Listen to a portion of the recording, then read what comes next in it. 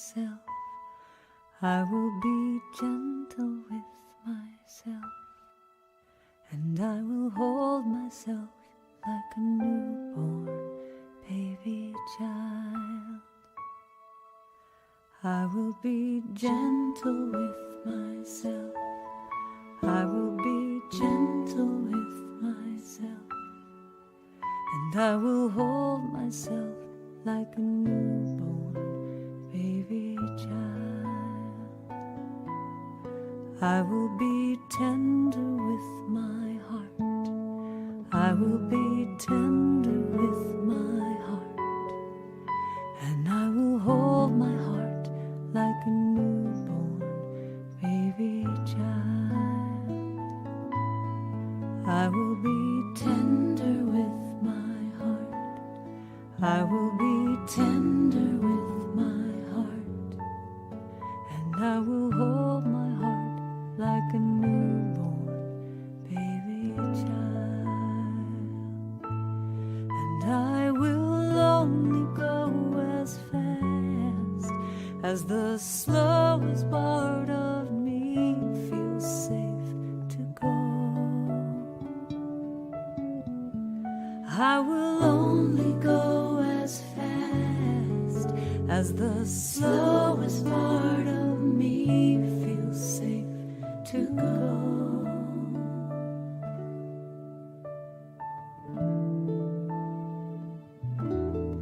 I will be easy on myself. I will be easy on myself, and I love myself like a newborn baby child. I will be easy on myself. I will be easy on myself, and I love myself like a newborn baby child.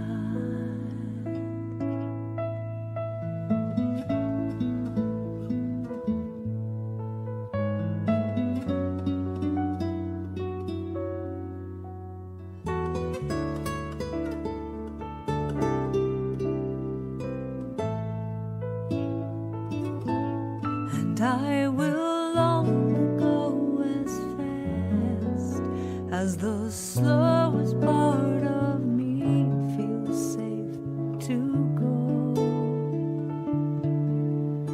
And I will only go as fast as the slowest part of me feels safe to go. Now I know I am gentle with myself. I am gentle with myself, and I hold myself like a newborn baby child. I am gentle with myself. I am gentle with myself, and I hold myself like a newborn baby child. And I rock myself like a newborn baby child. And I hold myself like a newborn baby child. And I love myself like a newborn baby child.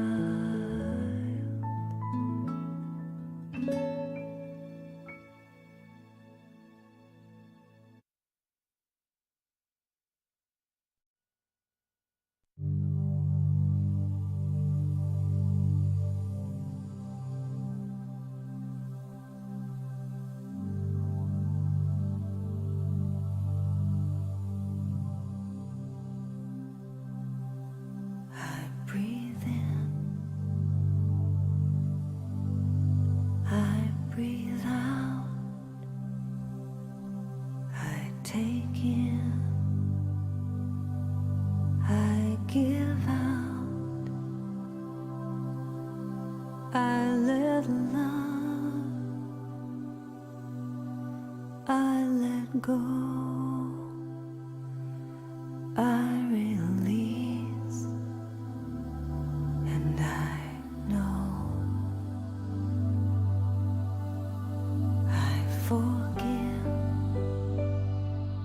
I receive, I can feel, I believe,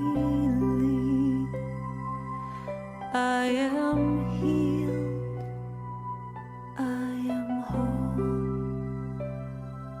I release, I know.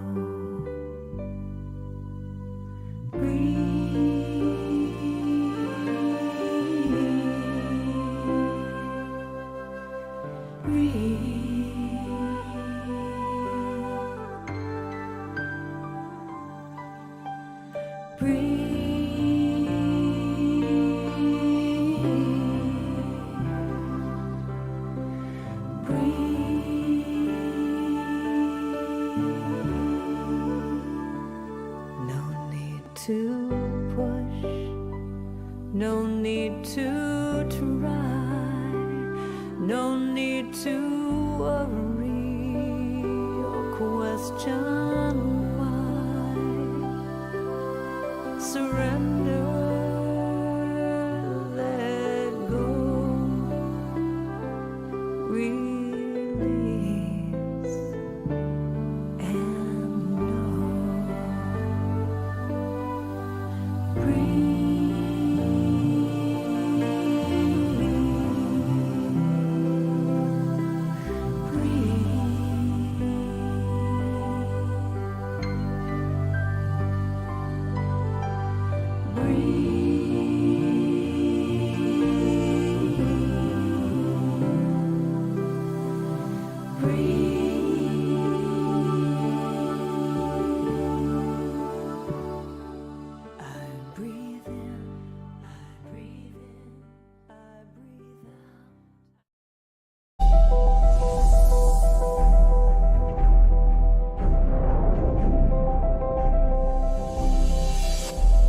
Everyone wishes to live their best life. We experiment with various ways to achieve that, whether it is through study, competing, finding a partner, working hard, or admiring someone who inspires you. It is the quality of our inner being that does it all, or grapples with fulfilling life's calling. For the past 20 years, the Brahma Kumaris in Washington, D.C. has been a space for any and everyone to enter into and experience one's soul calling. From 1997, the center opened in an old rickety house on Georgia Avenue in Silver Spring, Maryland, where cars and trucks that passed by would shake the space. But when you were inside, it was a peaceful and powerful sanctuary for all who visited. Since then, over 2,500 events, 17 city and nationwide initiatives, 21 awards, 2 meditation museums have served youths, senior citizens, entrepreneurs, scientists, authors, women, interfaith, the disabled, environment, small businesses, arts seekers, and even leaders. Millions of lives have been served, either through social media, the popular America Meditating radio show, or through exhibitions, lectures, partnerships, and programs held in the meditation museums and centers. We look at 20 years of service as a continued journey of love, courage, wisdom, and determination with friends from diverse backgrounds and thought who believe a better world is possible when we make ourselves better human beings. Meditation is an important tool that helps us to gain greater clarity, insights, and inner power so we can make healthy choices and amplify our capacity to live a full life. In times of great anxiety, insecurity, and fear, meditation is an essential practice for everyone to gain stability and inner strength. Just look at what a few dedicated, purposeful, and kind group of committed people have been able to achieve in 20 years. Thanks to everyone who have supported us along the way. And thanks in advance to those who believe in our work and power of intent. Brahma Kumari's Meditation Museums, where peace is inside. Om Shanti, everyone. Welcome to the next normal. I'm your host, Sister Jenna. For the past few days, we've been going over the Raj Yoga meditation course, which we call the Foundation Course in Meditation. And I hope that everyone has been taking a lot of benefit. I know in all the previous sessions and programs that we do, I'm basically offering you some insights of practical living. However, the Raj Yoga meditation course is where the deep work actually begins. So those of you who've been with us from the beginning of the program, congratulations as we enter into the fourth lesson of the Raj Yoga course. If for whatever reason you seem to have missed any of the sessions, it's my invitation to you that you go and really just revisit them and study them all over again. On our fifth day, after that, we will have a private Zoom session for those who participated in all the 5 sessions. As a result of that, it will invite you into an advanced program that happens every day in the morning at 6:30 at any one of our centers around the world. But it will also give you a deeper insight into the power to transform your own nature, your own sanskaras, your own personality, just things that are inside of you that you still feel are just not true. This is a journey about illusion and truth. Algae, which are the 5 vices, have taken over our interpretation, our vision, our feelings. And Raj Yoga meditation is actually a tool to remove that algae so we can make decisions that support our truth. So let's go back a little bit as to what we've been exploring for the last few days. The first session was on Who Am I? Do you remember that one?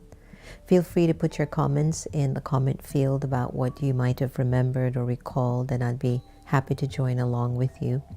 And if Santosh can just put up the image of the soul and the soul world, I would really appreciate that. So in our first lesson about Who Am I, we explored the concept that we are souls, the living eternal energy. The soul is immortal, eternal, imperishable. It resides behind our eye.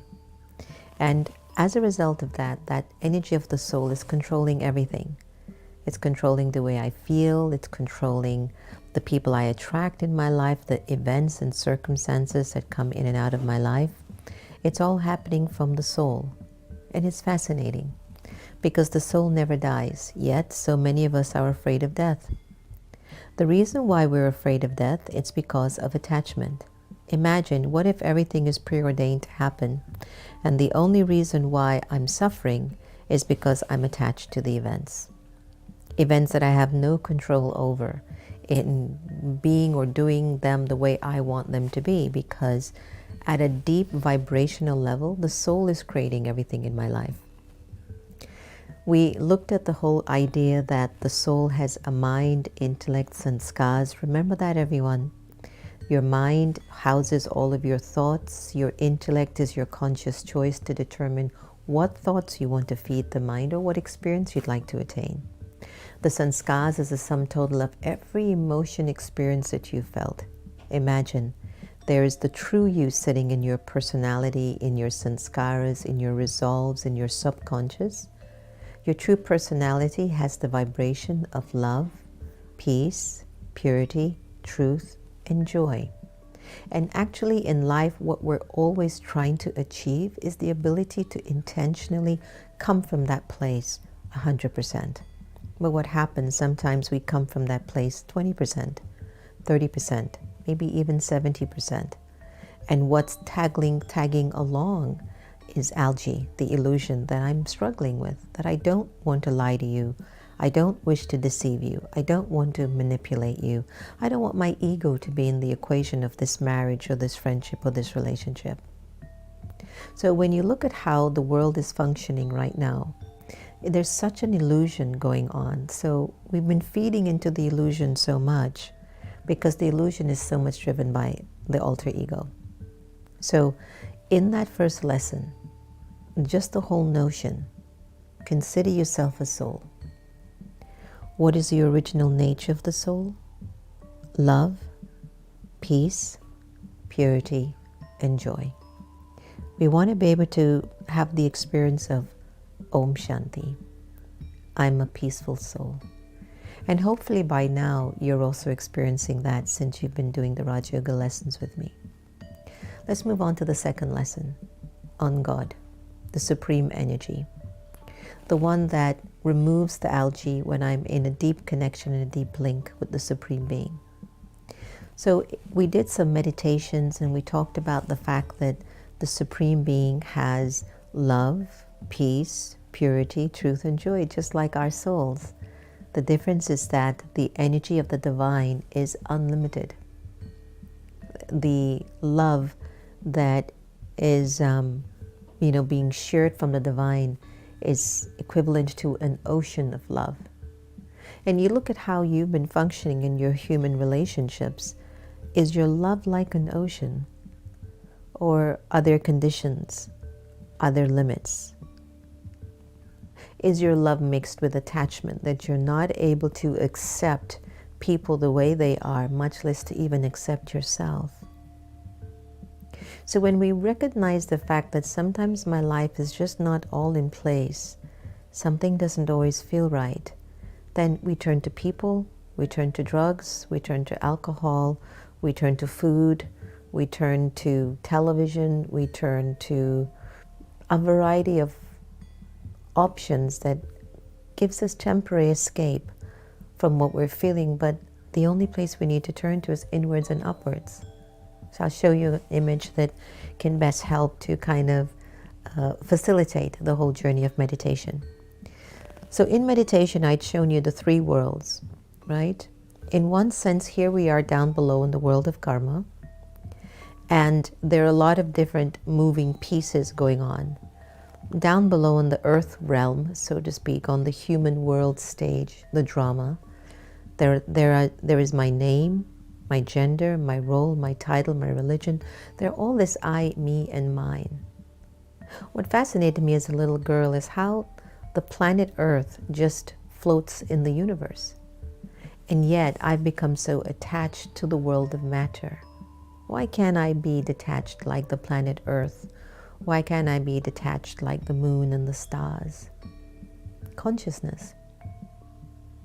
So sometimes when we find ourselves struggling with a thought, you must have been down once in your lifetime, the rabbit hole of a waste thought. You may be questioning or suspicious of your spouse and their fidelity. You might be questioning your ability to endure a particular project or assignment. You might be questioning if your job will last much longer. You might be in doubt, wondering, will I have enough money to pay my bills?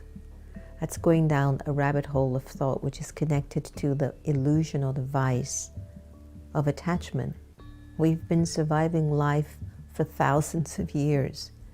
Yes, the condition in which I survive is what's important. Remember back in the days when we used to fly a lot? And when you would get on a plane, economy class is great, there's no problem. But if you've ever flown in first class for business, it's a completely different cup of tea. The way you're treated, the food you get, just the comfort of the seats. But the irony about that equation is all passengers arrive at the same time on the same aircraft at the same gate. It's just that one comes off feeling relaxed and smooth and taken care of, and the other one deals with it being a little bit tighter. Raj Yoga meditation is to help you to get used to living a life that's first class and business class, which means your state of your consciousness is first class. Why? Because you're connected to the pilot, you're connected to the CEO, you're connected to the supreme, the ocean of love, So in that diagram that you're looking at, imagine for a little bit, right? Here where you're sitting in your homes, wherever you are, with your friends or companions, or maybe by yourself. Your eyes are looking through the screen, and you're looking at the planet Earth. You see the galaxy, then you see a white film, and then the golden region of light. Many folks in the past have had and have documented an experience called NDE, near-death experiences. They've told you that whenever they died on their surgery or in an accident, they felt the soul detaching from the body. They could literally look at their body below, but then they entered into a portal where there was just this beautiful white light. And they said that in that realm of that light, there was this deep, deep love. And that love embraced them. And when they woke up in consciousness, they were never the same people. They felt like better human beings. In the teachings of Raj Yoga meditation, through the practice of considering yourself to be a soul, being aware that I really am this soul, this immortal, eternal, pure, peaceful, loving energy, and that God is the ocean of love, the ocean of peace, the ocean of purity, that energy awakens a memory that this is who I am and this is what I'm supposed to be when I'm living my life and playing my part down below on the planet Earth. So when you meditate, you detach yourself from your labels and your human conditioning. And you start to recall God as the ocean of love and peace and purity. And you bring that remembrance and that experience back to your being, your inner being. So we covered that concept. And the third one that we had covered was the whole philosophy of karma, which I know everybody loves. And I know that with the philosophy of karma, everybody has a different way of looking at that, because sometimes karma is just a bummer. But yet, we all belong together, and we're all in this together. And the quicker we figure that out, the quicker we'll be responsible for the way that we think, for the way that we speak, and for the choices that we make. Did you know that everything you think, say, and do ripples out in the atmosphere and in the environment and towards humanity? Whatever you're doing as one individual, it will impact the entire world. That's how powerful you are. And I'm not quite sure if you've ever given that serious consideration to recognize your role of responsibility on the planet and why being the best that you can possibly be, living a life of grace and dignity and honor and valor and respect, how important that is in order to create the well-being of our humanity. The kind of humanity that we always idealistically envision. You know, well, they shouldn't speak like this to that person, but yet you don't speak well to your husband. That kind of an energy can't happen anymore in the next normal. In the next normal, we have to be completely truthful. It's not always easy to be truthful with yourself, but when you are truthful, observe how you make a massive breakthrough. How you never ever feel the same when you step up to being truthful. I think about how globally the whole world seems to be under this cloud of deception. Everyone's lying to one another. Whether you're a leader or just somebody on the streets, somebody's lying to this one's lying about that. Everyone lies so much that you don't even have the discerning powers anymore to distinguish, is that true or not? In Raj Yoga meditation, you quickly know what is true or not. Anything that attacks your peace, purity, and love, it's a lie. When you can live with purity, peace, and love, that is your truth. Despite whatever is happening outside of you, if you lose your peace, your purity, your truth, your love, you've been influenced by a lie. Big, huh? It's huge.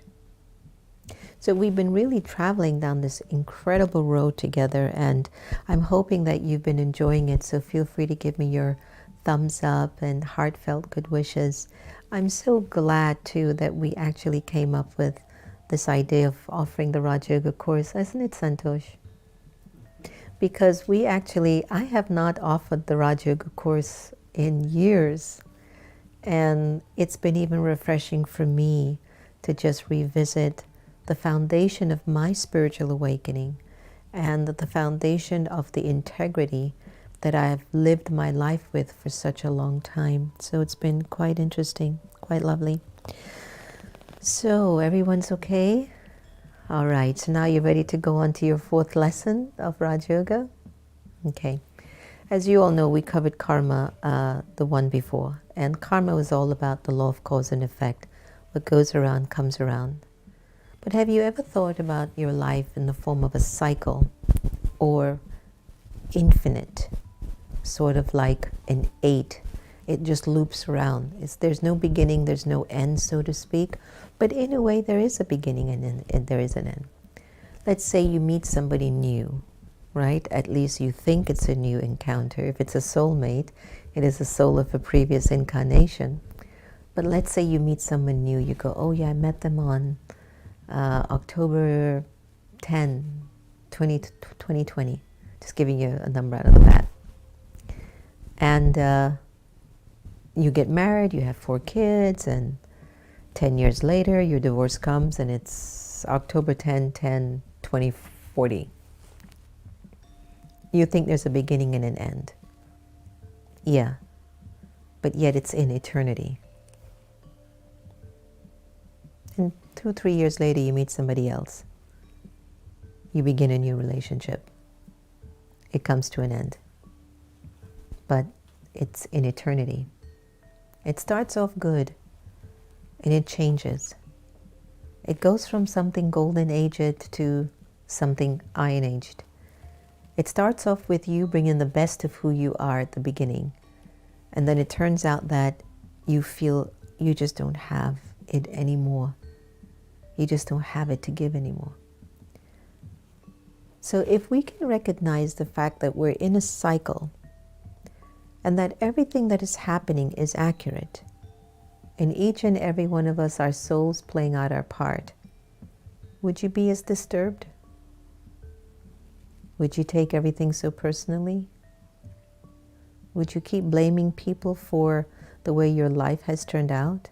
Would you keep blaming your parents for not being good parents? What if it was accurate for you to attract the parent that you have in your life? What if it's accurate for America to go through what it's going through right now, and that there is nothing that we can do? It's just what it is. What if when the earthquakes come, it's just basically moving the planet around so that it can just re-juxtapose? As much as we hate hearing about bushfires and fires all around, in 2020, the year started off with bushfires in Australia, killing millions of animals in the wild. But yet, it's also a form of replenishing of the planet. When hurricanes and storms and natural disasters roll in some way, in this very mysterious way, things start to get rebuilt. When I get a cut on my finger, the less I bother it, the quicker it heals. A woman has a baby, it's natural, it's nature. The baby's born and the woman's body heals and the child grows into an adult. It's like natural, it's the form of nature, it's cyclical, and it's only, and I'm telling you this from my own experience, everyone, it's only because of my attachment why I feel sorrow. Today I was looking at a little bit of the news in Hyderabad. There were massive rainstorms in Hyderabad, India. And I have a very deep connection to Hyderabad. And I don't know why, I just felt such sadness for the people. And I felt like that was me. And as I watched that and I saw the incredible devastation, I went, look at what my attachment is doing. Because I have a connection to this land, I think it's my land, it's my people. And now I'm feeling a sadness because of their loss and the tragedy. Now, it has to happen, and it did happen. So there was nothing that me or you could do to change that.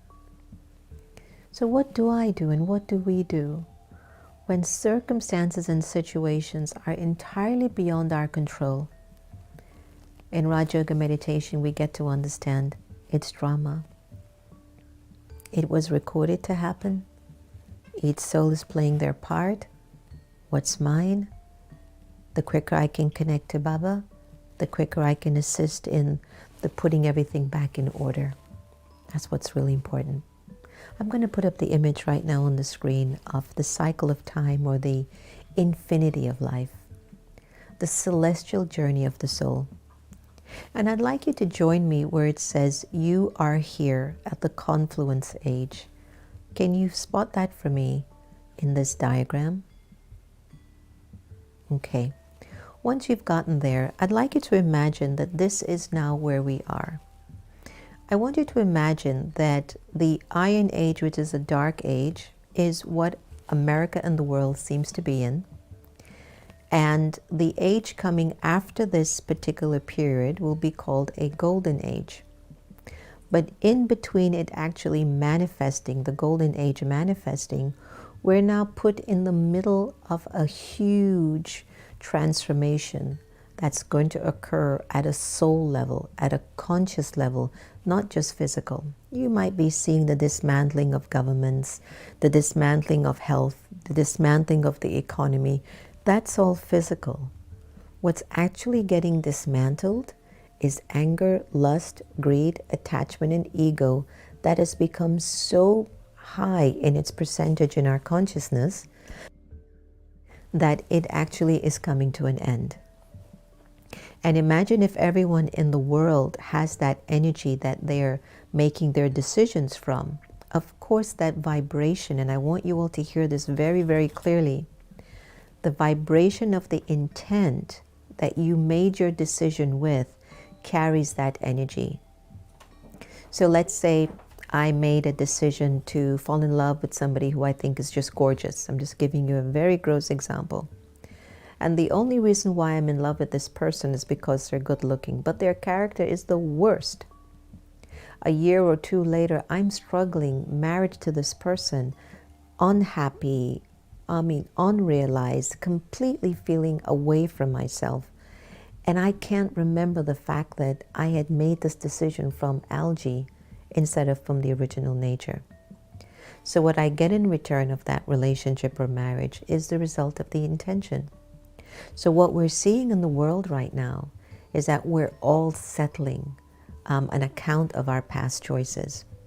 But when we're at the confluence age, which is the age in between dark and light, that's the age we start to focus and reflect more inwardly and deepen the connection to God, the Supreme Source, the Supreme Soul.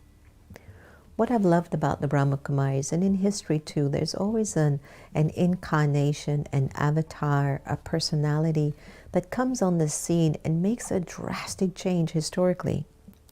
We're looking at a drastic change in the United States because of one human being representing a massive number of people. We've seen a drastic change of people like the Mother Teresa's, the Nelson Mandela, the Mahatma Gandhis, the Martin Luther Kings, the Frederick Douglasses, the Rosa Parks. The list is endless. The Jesus Christ, the Abrahams, the Buddhas. There's always one individual that comes on the scene and their part emerges, a great amount of integrity or strength, or their part emerges a narrative that shakes up humanity. It could be for evil, but it could be also for good. Let's focus more on the ones that focus on the good for now.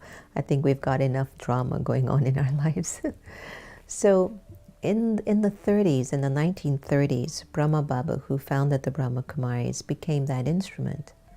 And I'd like you to imagine, I don't even know if now your family or friends have noticed a very big change in you, even when you speak to them over the phone, or if they come to visit you, if you go to visit them, that maybe they've recognized there's a little more calm over you. Something has shifted for you since you've been participating in Spiritual Vaccine Hour or the Next Normal. So in the same way with Brahma Baba, he had a wake-up call. He had a very deep download from the divine, from Baba. And the people in his community could see something in this man had changed. But I think the profound shift was when women started to rise up and become images of truth and integrity and strength. And back in those days, guys, in the 30s, before India and Pakistan had split and became different sovereigns, women were looked upon as a third-class citizens, and they were not the tapped resource of humanity. And I know it's still pretty quiet in terms of mass consciousness, the role of Brahma Baba. But I can assure you it'll just be a matter of time until it becomes a global mass awakening, because of all the centers that are around the world with so many hundreds of thousands of students that are doing so much good on the planet. But because everyone is so humble and simple and sincere in their service to humanity, people are not focused on the humble, simple stuff. They're focused on the pomp and the splendor. But when that can no longer exist, then you'll see the images of light emerge. So right after this particular age, the Iron Age, will really be the Golden Age. And when you look at a Golden Age, let's start to look at it from a level of consciousness. I want you to imagine your own life void of any trace of algae. Just think of it for a moment. You, the soul, have absolutely no memory, no experience, no feeling of anger, lust, greed, attachment, or ego. Can you feel it for a moment? Is it fascinating for you to remember a time when you had none of those experiences recorded in your subconscious resolves, personality, sanskars? There's absolutely no recording of algae in your subconscious. Can you feel it? There is harmony. There's balance. There's divinity. There's beauty.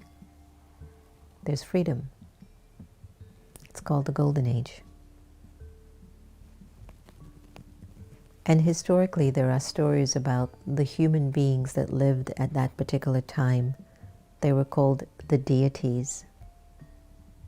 In Indian culture, deities are revered as gods that devotees in Hinduism pray to these deity image to receive blessings, to get power, to get strength. But what they haven't realized is that what if they were once those deities? Do they need to pray to them, or do they need to become like them? It's two completely different quality of consciousness, isn't it?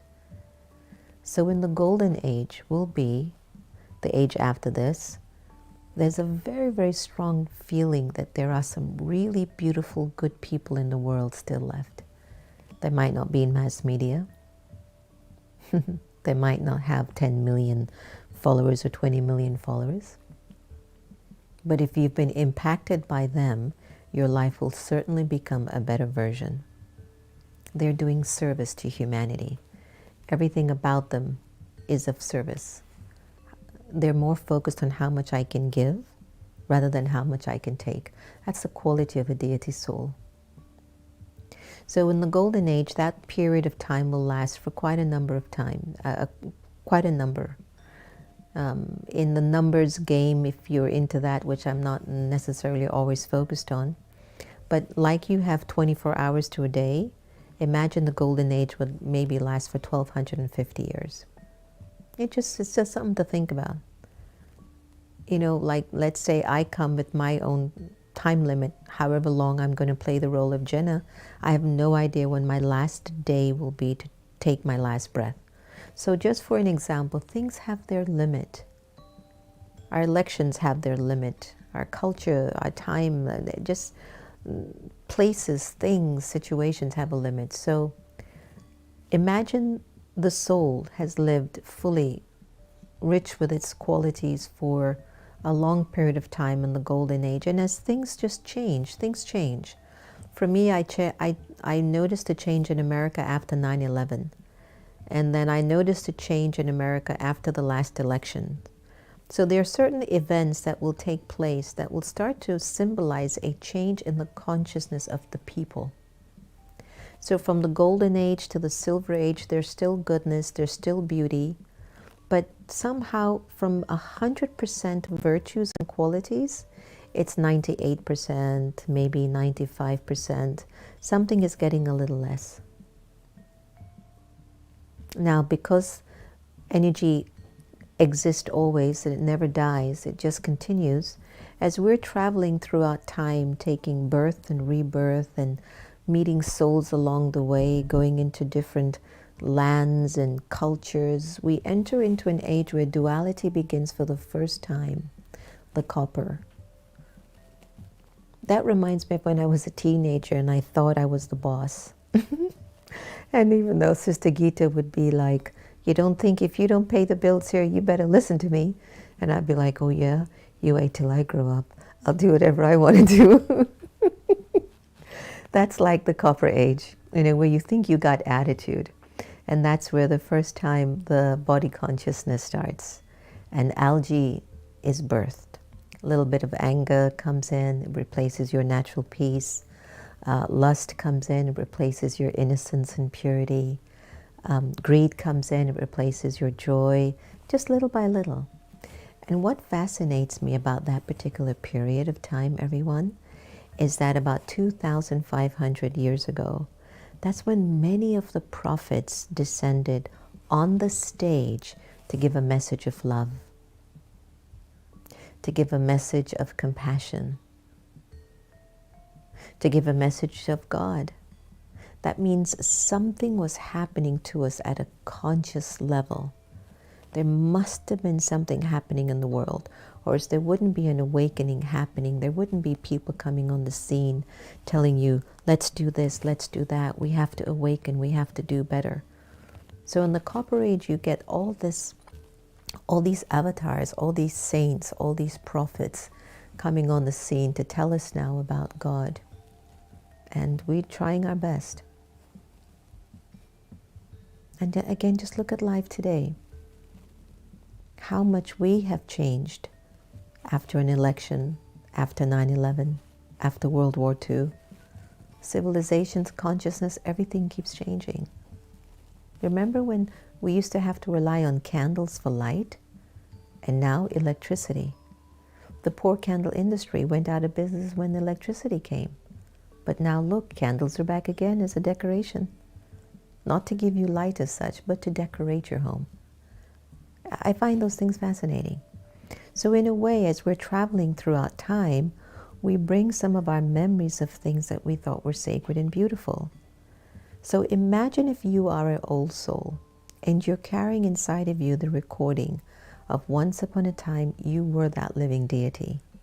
How much you want to bring the fragrance and the essence of that in your current life. It won't leave you alone. So imagine in the Copper Age you're traveling and you're moving through time and space and life is unfolding and the natural law of entropy takes place. From being a golden aged soul in order, you end up to be now eventually iron aged. Anger, lust, greed, attachment, and ego seem like the normal to you. If you don't yell at your husband, you don't feel like you have a really exciting marriage. I've had some people say that to me, if I don't feel like I'm, invested in this relationship. But what happens, folks, is that after a while, we get tired of being so removed from ourselves, living in an iron-aged existence where there's judgment, criticism, fear, anger, jealousy, betrayal, deception, sorrow, pain, illness. After a while, if you as a soul keep going through those experiences, you get tired. And if even you went to study and go to nature, or you go to a prophet, or you try to do the best that you can with being as positive as you can, nothing can give you the power like having a very intimate, deep connection with Source, with God. So I believe that in all of our lives, at some point in time, we will all hear Baba tapping on the door of our minds and saying, awaken, awaken. I'm here for you.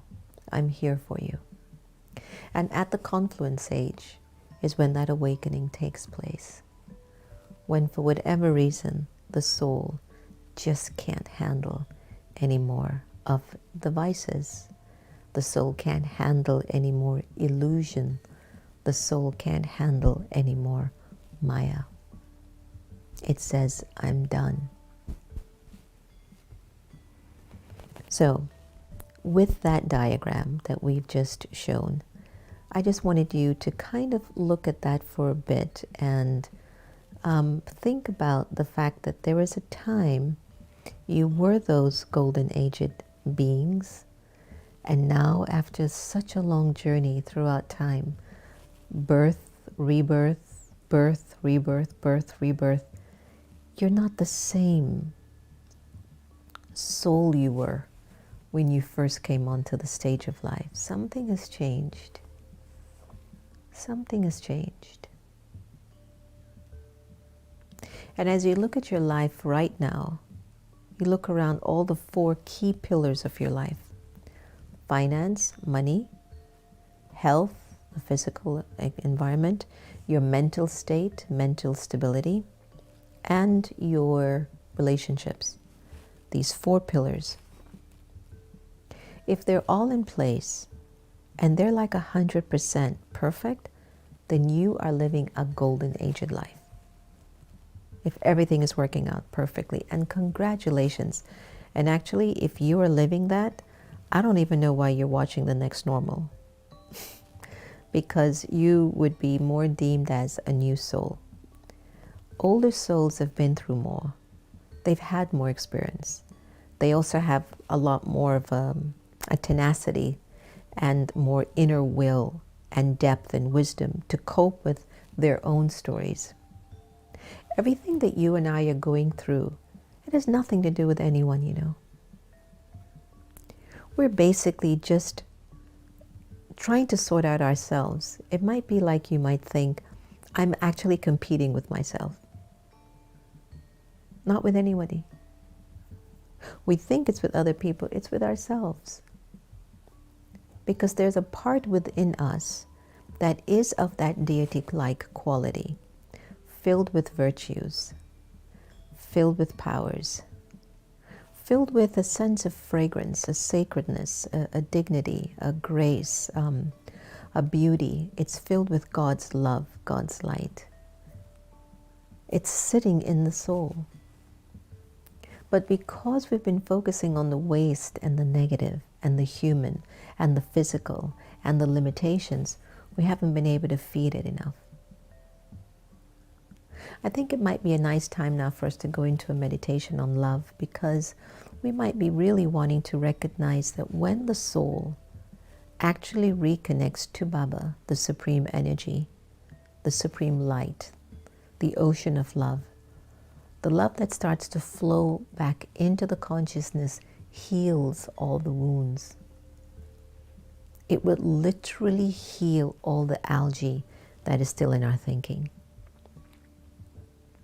And if you can only imagine that for a little bit, imagine for the rest of the night, having not one single waste or negative thought about yourself or about anyone else. You would be in the most loving state ever. You will actually have an experience of what supreme bliss feels like. You will feel like Baba's your companion. It'll be an experience as if heaven has come into your home, because heaven is now in your heart.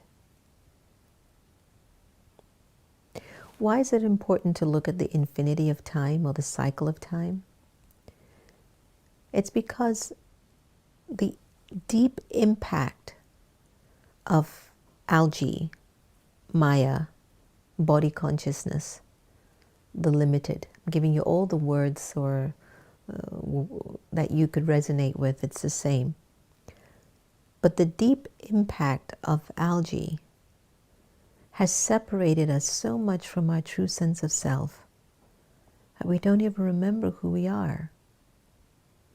Most of our memories just based on a title, an image, the way I look, who I'm married to, how much money I have, what car I drive, what country I'm from, what language I speak, what's my child's grades. And when you sit in deep silence and you connect to Baba with love, none of that matters. And what will matter for you is, am I pure at heart?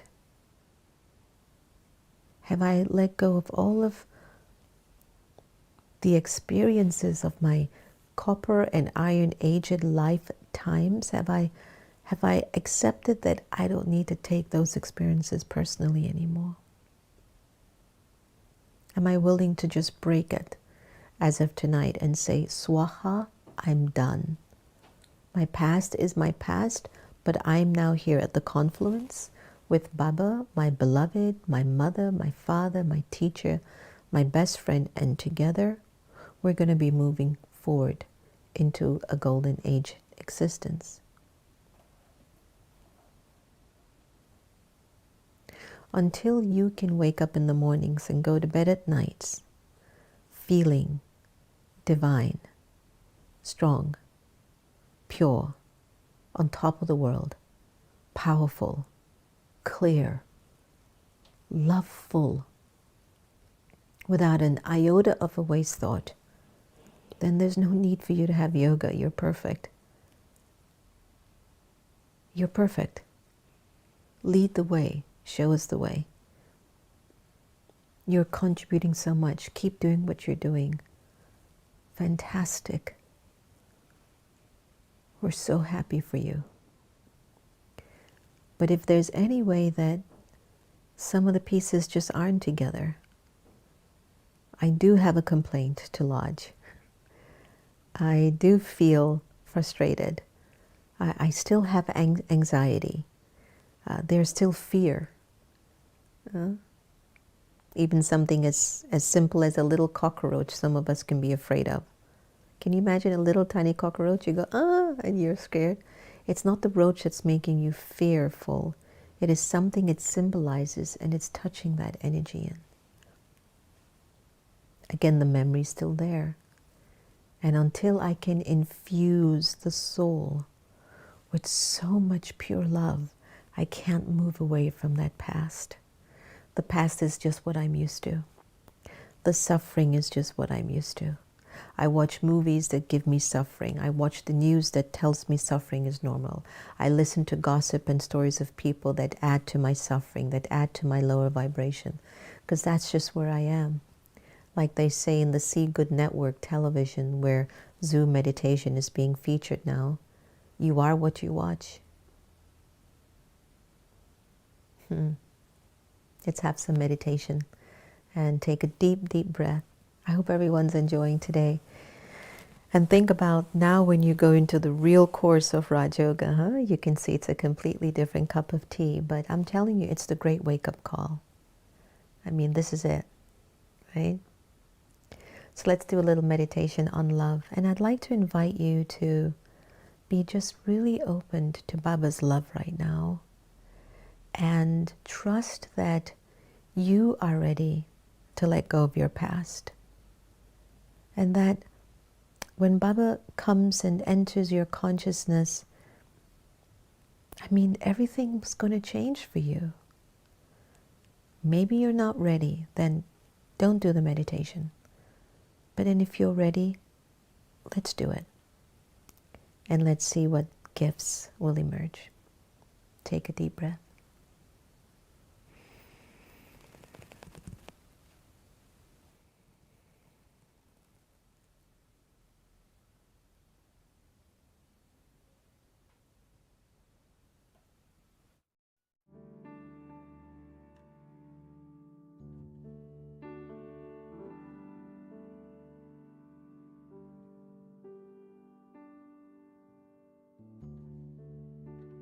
I accept myself now.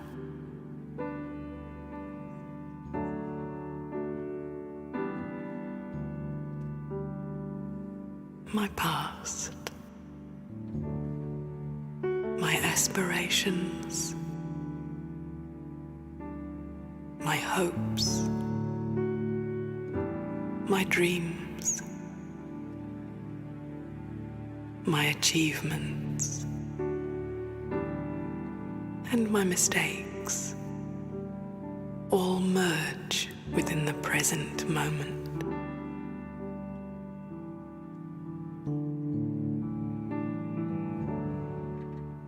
I relax into who I am.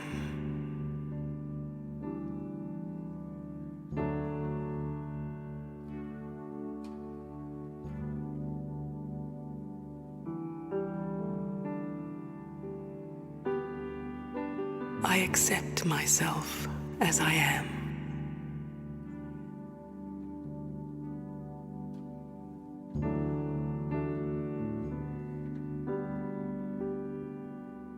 I tune into the silent stillness of my being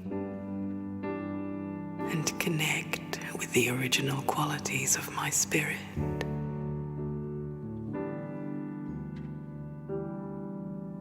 Gentleness, strength,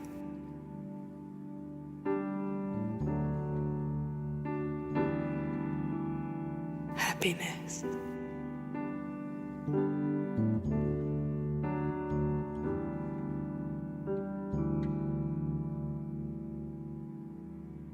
with gentleness, I live a life of love, not control, love.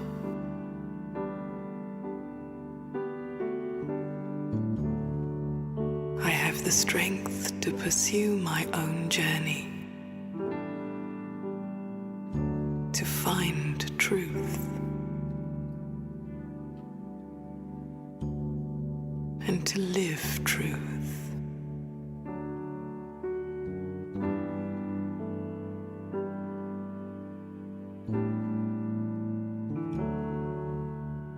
When I am at one with the love inside me, I experience happiness.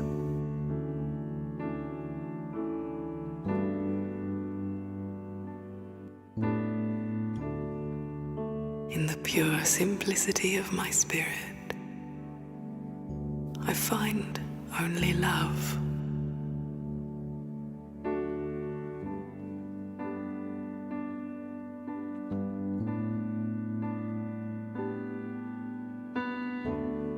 Not the desire to control or direct, but real love.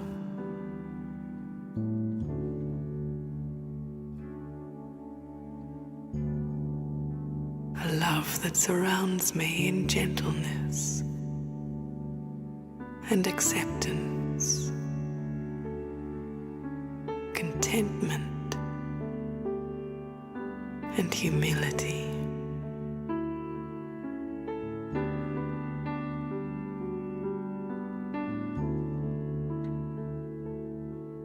I am love.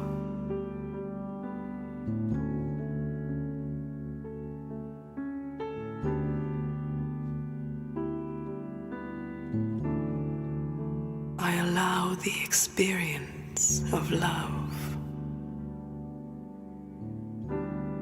not seeking it externally, but recognizing it as part of my inner nature.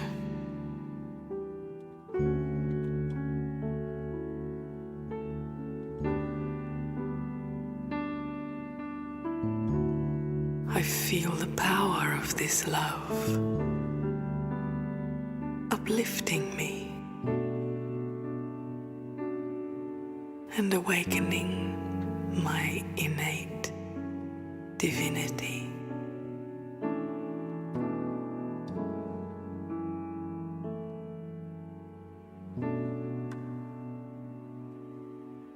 I become love.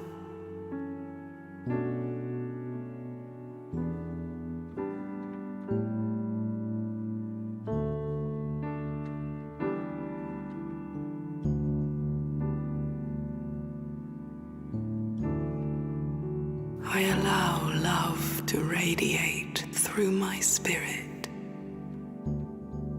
and reveal itself in my thoughts, my words,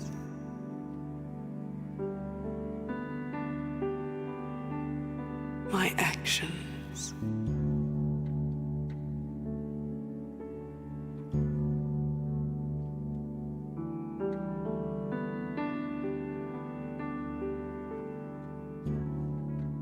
I observe without judgment, and I reveal love.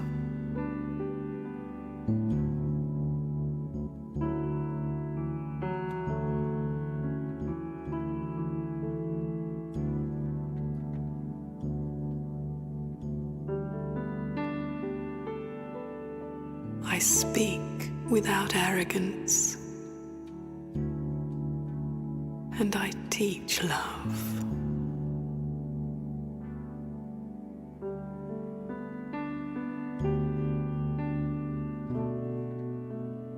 I act without complexity, and I become love.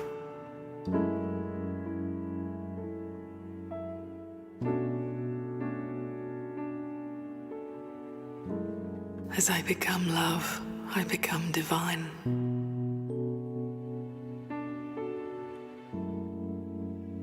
I am divine, and my life expresses the pure gentleness of my spirit.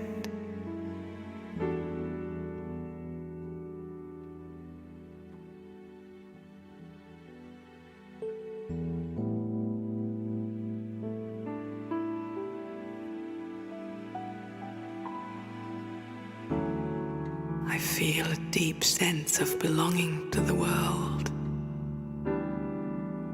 and the world belonging to me.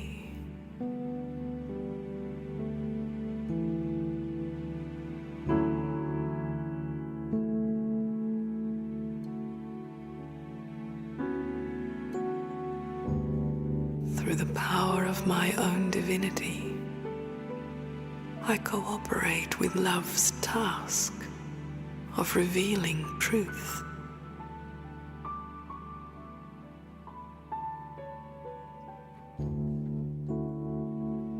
And healing the world.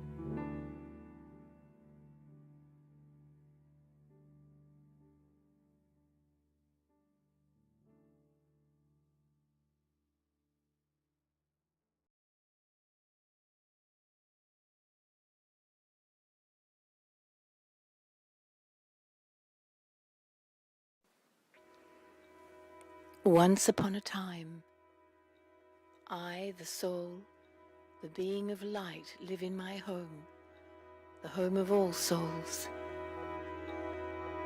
My Father, the highest of all beings, also lives here. In the midst of peace and serenity, at some point a stirring happens within me. This stirring pushes me to come down to a wonderful new world to play my part.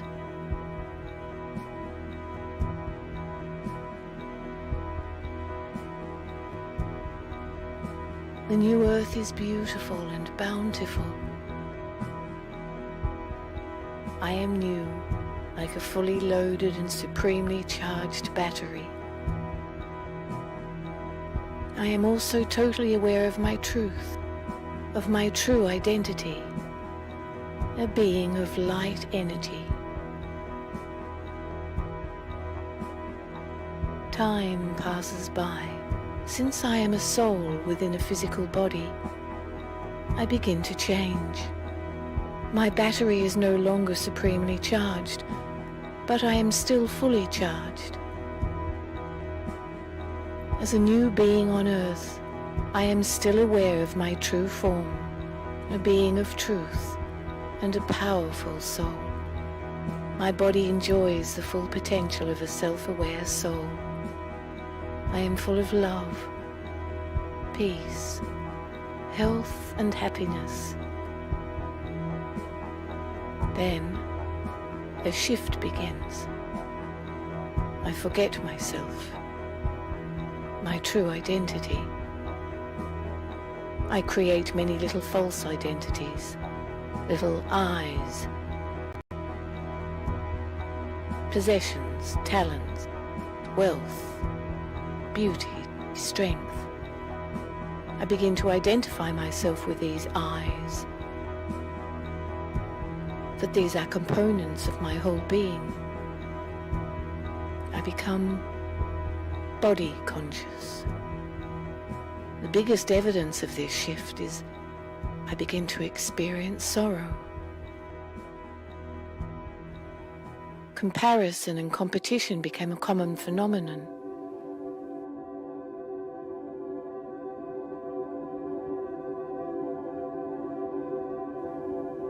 From being supremely charged to fully charged, I become a half-charged battery.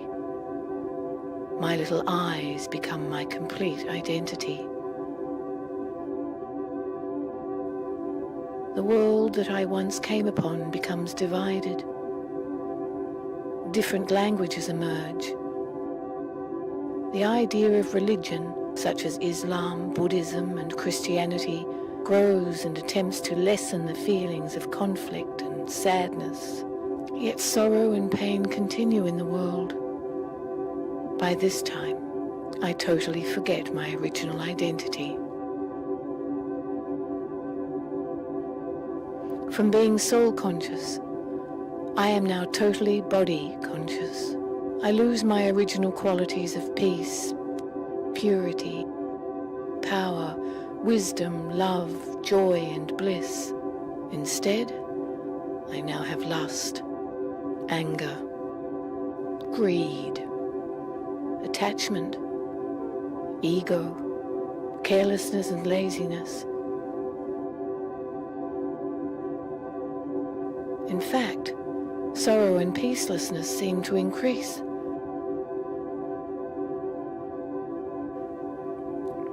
My transformation into a physical being is almost complete. My battery is almost completely drained. My true identity is crowded into a little corner by my little I's.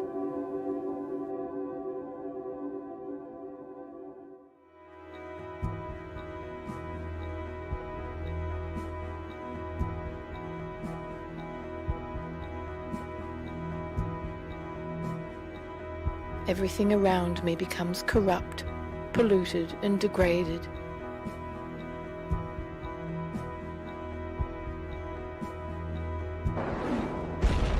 In the midst of this chaos and immorality, God, our Father, the Supreme Being, comes to us. He reintroduces himself to us and tells us our story. In this way, he ultimately introduces us to ourselves, to our true, original selves. He tells us about the secrets of life, actions, relationships, fortune and misfortune, victory and defeat. He teaches us Raja Yoga. This connects us to him, the Supreme Being, our true power generator. We begin to recognize our true selves. The soul, a being of metaphysical light, very much like our Father, the Supreme Being. divine and complete. I awaken and rekindle my true characteristics, become fully charged once again, and return home. The world that I knew becomes renewed as I rest in the soul world, preparing myself to return to earth, ready to play my part once again.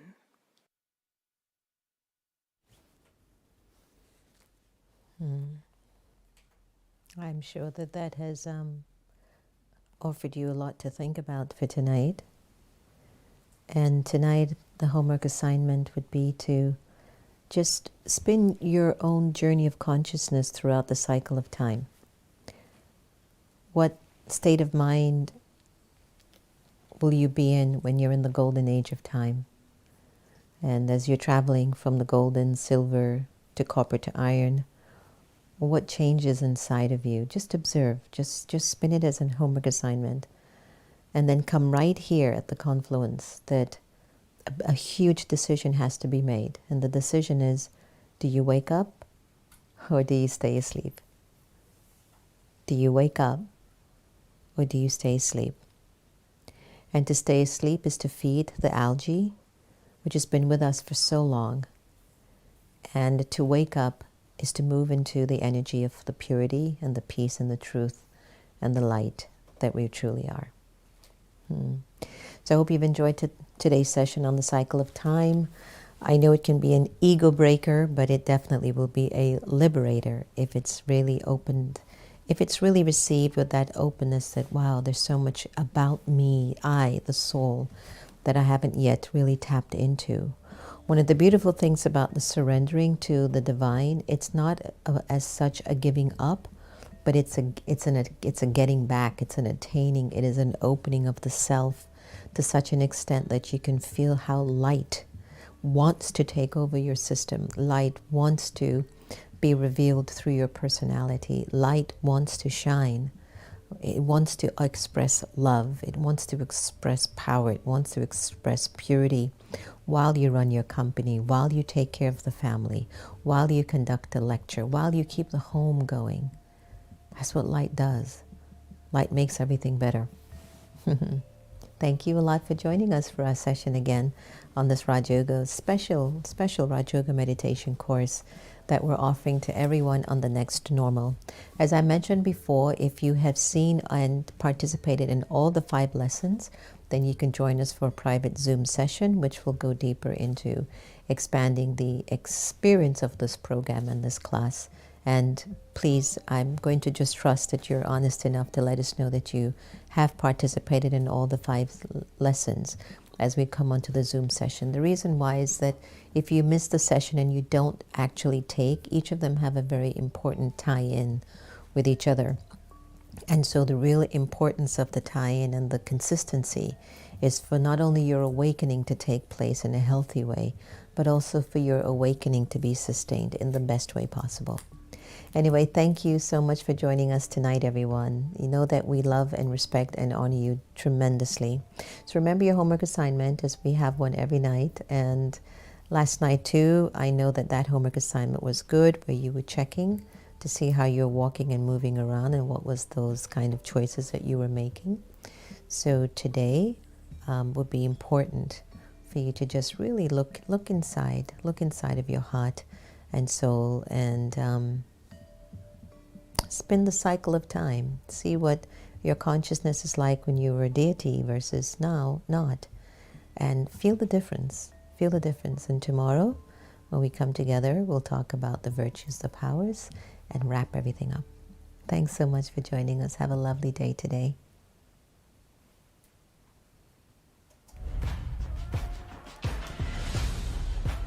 We find our nation on a precipice, true tipping point. Is this the moment that will finally change our country? Trying to rain on the thunder. Tell the storm I'm new. I'ma rain on this bitter love. Tell the tweet I'm new.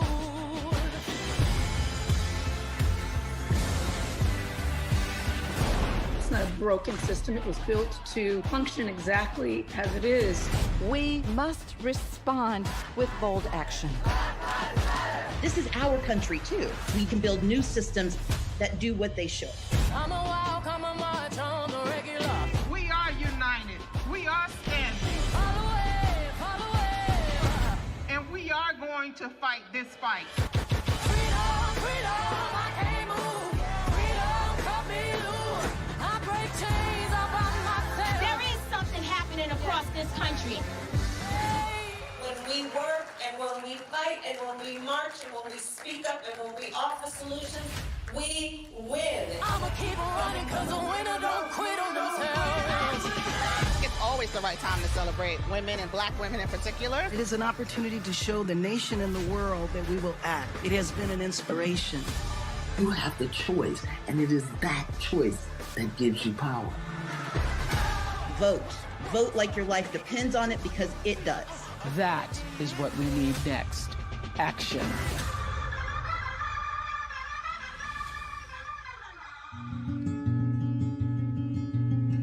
Hi everyone, it's Sister Jenna from America Meditating Radio. I hope you've been enjoying Wise-ish, which you can get live on Twitter, Facebook, or YouTube from 8:30 a.m. to 8:45. But you can also get it on demand 24/7. It's going to be your power boost for the morning. It's your daily dose for the soul. It's just going to encourage you to make the day that much more valuable. So join us. Looking forward to seeing you.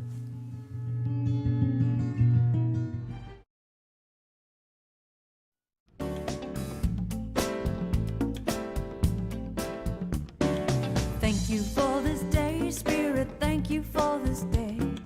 Thank you for this day, Spirit. Thank you for this day. This healing, this healing, this healing day. This healing, this healing, this healing day. Thank you for this day, Spirit. Thank you for this day. Thank you for this day, Spirit. Thank you for this day. This healing, this healing, this healing day. This healing, this healing, this healing day.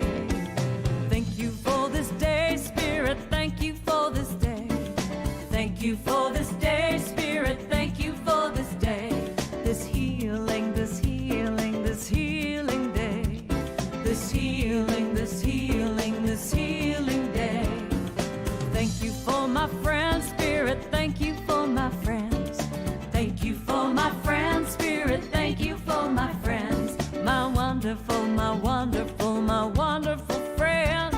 My wonderful, my wonderful, my wonderful friends. Thank you for my friends, Spirit. Thank you for my friends.